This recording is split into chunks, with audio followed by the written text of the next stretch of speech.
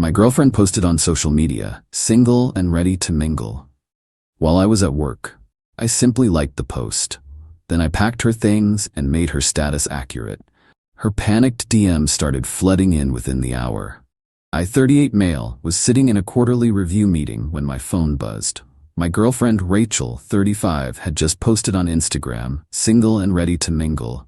New beginnings, free at last, living my best life. We'd been together 3 years, living together for 2. Just last week she was talking about vacation plans for next summer. I excused myself from the meeting, went to the bathroom, and liked her post. Then commented, "Congratulations on your new status." My buddy Derek immediately texted me, "Bro, you seeing this?" Me, "Yup. Handling it." See, Rachel had this thing where she'd threaten being single whenever she wanted attention or wanted me to chase her. Usually after I didn't immediately respond to her texts or didn't notice her new haircut fast enough. But posting it publicly? While I'm at work? That's a new level. I went back to my meeting, turned my phone on silent, had 2 more hours of presentations to sit through. By lunch, her post had 67 likes and tons of comments. Her friends were all, "Yes, queen," and "about time," and "he didn't deserve you anyway." Cool. Message received. I told my boss I had a family emergency. Technically not a lie. I was about to make myself single, and I consider that an emergency worth handling immediately. Drove home. Rachel's car wasn't there. She was at her yoga class. Perfect. I grabbed boxes from the garage and got to work.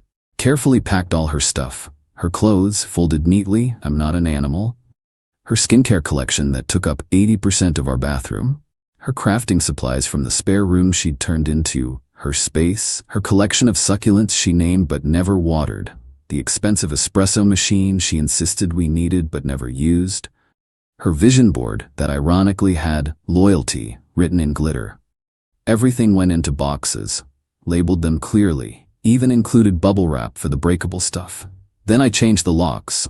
Cost me $150 for the emergency locksmith, but the guy was cool about it. "Rough day?" he asked. I showed him her post. He gave me a discount. Put all her boxes neatly in the garage. Sent her a text. "Saw your relationship status update? Glad you're embracing your truth. Your belongings are packed and in the garage. Code is 1234. Please collect by end of day. Wish you all the best in your single journey." Then I grabbed a beer and waited. The panicked texts started at 2:13 p.m. "Baby, it was a joke. I was just mad you didn't text me good morning. You know I didn't mean it. This is so typical of you to overreact. Are you serious right now? You can't just kick me out. Where am I supposed to go?" I didn't respond, just screenshotted everything. By 3 p.m., she deleted the post, but I'd already saved screenshots. The internet is forever, Rachel. Update 1. Rachel showed up at 4 p.m. with her mom Janet and her best friend Melissa. Apparently she thought backup would help. Janet immediately started, "This is ridiculous. You're really going to throw away 3 years over a silly post?" "I'm not throwing away anything." Rachel announced she's single. "I'm just helping her commit to her decision." Melissa chimed in, "It was obviously a cry for attention. You should know her by now." "I do know her. That's why her stuff is packed." Rachel was doing the angry cry thing. You know the one, where they're trying to look sad, but they're actually just pissed they got called out. "You liked my post. You liked it. That's so petty. I was being supportive of your choice." "It wasn't a choice. It was a manipulation tactic that backfired." Janet gasped like I'd slapped her. "How dare you speak to her that way? The same way she dared to publicly humiliate me while I was at work." Rachel tried a different approach. "Baby, please, I love you. You know I do. I was just frustrated. You've been so distant lately." "Distant? I literally made you breakfast this morning. We watched a movie together last night. What exactly was distant?" "You didn't notice my new nails." I looked at her hands. "They're the same color as last week." "No, last week was ballet slipper. This is bubble bath." Even Melissa looked embarrassed at that one. They loaded up the boxes while Rachel kept trying different tactics. Anger. "You'll regret this." Bargaining. "We can go to couples therapy." Denial. "This isn't really happening." More anger. "You're such a child." Fake acceptance. "Fine, I'll stay with someone who actually appreciates me." That last one was interesting. "Oh, who's that?" She got flustered. "Just people." Friends, you don't know them. Janet jumped in. She can stay with me. And you'll be hearing from a lawyer about illegal eviction. She's not on the lease. She's been a month-to-month guest. I gave her more notice than required.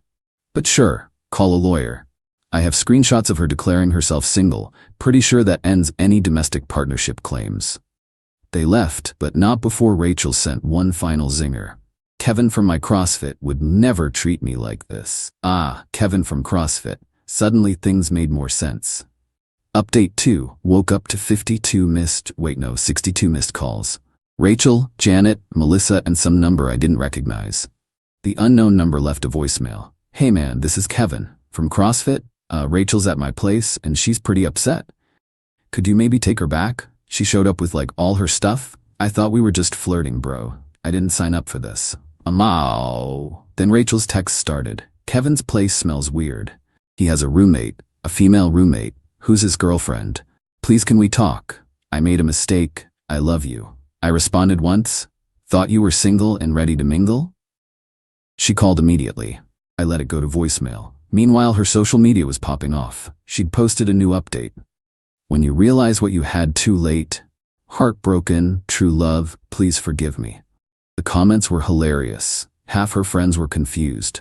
Wait, I thought you were leaving him? Didn't you just say you were single? Girl, what is happening?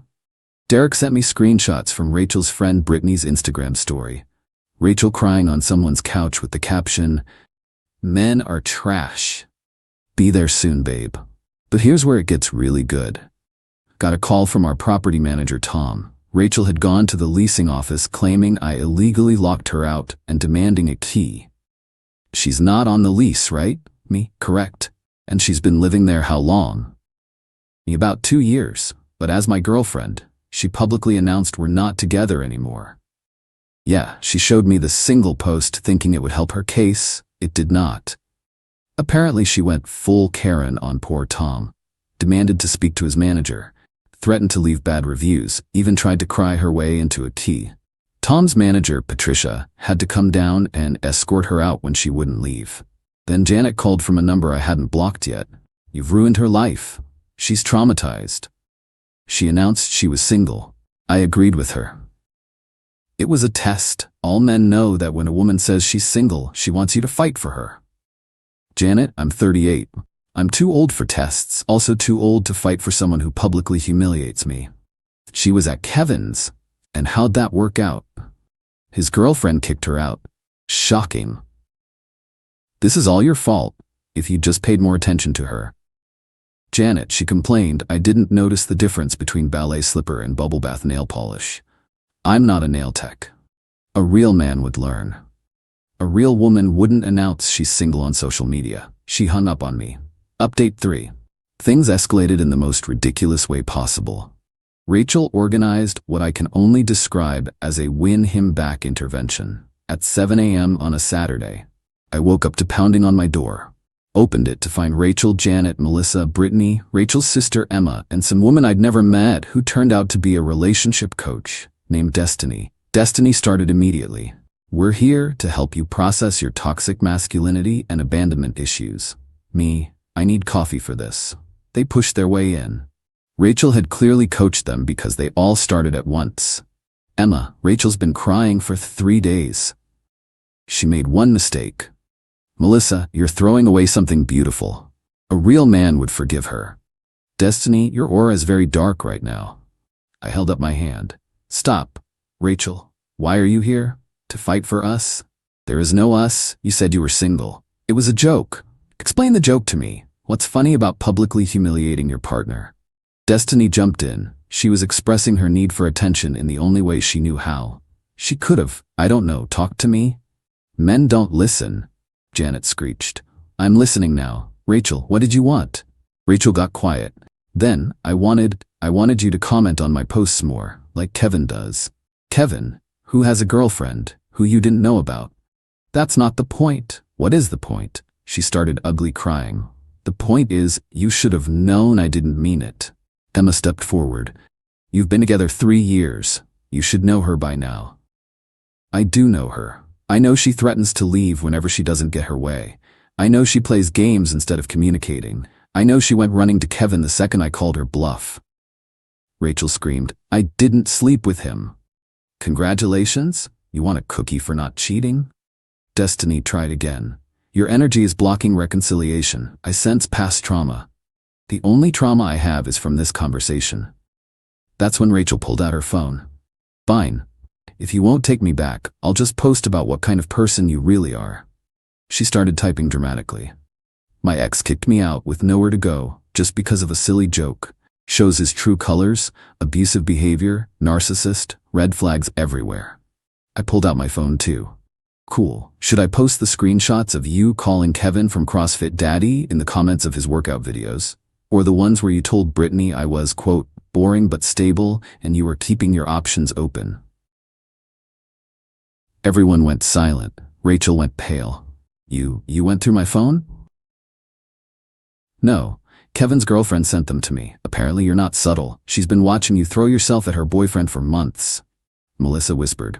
Rachel, you said he was just a friend. Rachel deleted whatever she was typing. Janet tried one more time.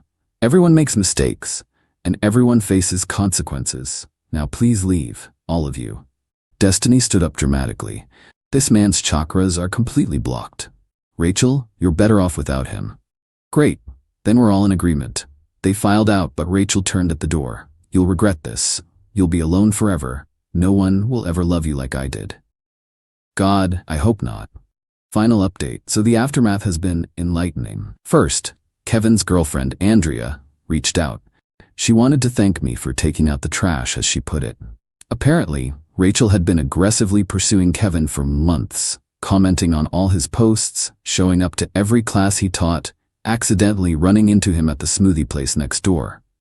Andrea sent me a greatest hits compilation. Rachel asking Kevin to check her form on exercises she'd been doing for years. Rachel claiming she needed a ride home because her car broke down. It didn't. Rachel trying to organize a CrossFit social event at her place when I was supposedly out of town. The kicker? Kevin's been with Andrea for 5 years. Rachel knew this. She attended their engagement party 6 months ago, with me. But here's where it gets truly insane. Rachel started dating someone new. 4 days after our breakup. 4 days. This man, Theodore, who goes by Teddy, is 52, divorced, and owns a chain of mattress stores. Rachel met him on a dating app that she'd apparently had for months. Just to make friends, she'd told Melissa, who immediately spilled this tea to everyone. Teddy posted a picture of them on his Facebook with the caption, "Found my queen." Derek sent it to me with, "Bro." But wait, there's more. Janet called me from Teddy's phone because I'd blocked all their numbers. You need to tell Teddy that Rachel's a good girl. Why would I do that? He's asking questions about why she's suddenly single. Maybe she should try honesty. He might not understand. Not my problem. You owe her that much. I owe her exactly nothing. She's going to lose him. And Teddy lasted exactly 11 days. Dumped her via text. She posted the screenshot on Instagram before deleting it, saying, "You're not ready for a relationship. Also, you keep calling me by your ex's name. Also, my daughter found your single and ready to mingle post. She's concerned." Rachel's response? She showed up at my apartment at 11 p.m., drunk with a boombox. In 2024. She played our song. It wasn't even our song, it was some Taylor Swift breakup anthem while scream singing in the parking lot. My neighbor, Mrs. Rodriguez, called the cops. Rachel tried to explain she was doing a grand romantic gesture. The cop, who looked about 22 and deeply tired, said, "Ma'am, this is harassment." Rachel, "It's not harassment. It's love. He asked you to leave him alone?" "Yes, but then it's harassment." They gave her a warning and made her leave. Mrs. Rodriguez brought me cookies the next day and said, "That girl was crazy, Mijo. You dodged a bullet." The last I heard from the Gossip Network, Rachel's living with Janet. She's banned from the CrossFit gym. Andrea's friends with the owner. She started a podcast about surviving narcissistic abuse that has 3 episodes and 7 downloads, all from her family. Melissa and Brittany have slowly stopped hanging out with her. She's already on dating app number 3 with the bio, looking for a real man who can handle a strong woman. Emma reached out to apologize. "I didn't know about Kevin or the dating apps or any of it. I'm sorry. She's my sister, but you deserved better. As for me, I'm doing great. Started playing guitar again. Rachel hated the noise. Joined a hiking group. She thought nature was too buggy. Got promoted at work. Turns out not having daily drama really improves your focus. My apartment is peaceful. My succulents are somehow thriving without their names. I can watch whatever I want without someone telling me it's too boring while they scroll through Instagram. Derek set me up with his cousin Laura. She's an engineer, laughs at my dad jokes, and when I didn't notice her new haircut, she said, "Good, it was expensive and I hate it." We're taking things slow, but she's never once threatened to be single on social media. The bar is literally on the floor, and she pole vaults over it. Oh, and Rachel tried one final move. She sent a letter, an actual physical letter. It was 6 pages of her explaining how I misunderstood everything and how we were meant to be and how she's grown so much in the past month. I used it to level my coffee table. Works perfectly. To anyone dealing with someone who plays these games, you deserve better. Someone who wants to be with you doesn't announce they're single to the world. They don't have backup options at CrossFit. They don't test your love with public humiliation. And to Rachel, who I know is reading this because Emma told me you've been stalking my Reddit, yes, I'm happier without you. No, I don't miss you. And ballet slipper and bubble bath are the same damn color. Peace out. Edit. Stop asking for the podcast name. Don't give her the downloads. Also, Kevin and Andrea are doing great. They moved to get away from the drama. Good for them. Edit 2. No, I won't share the screenshots. I'm keeping them in case she escalates. But I'm not trying to destroy her life. I just wanted my peace back.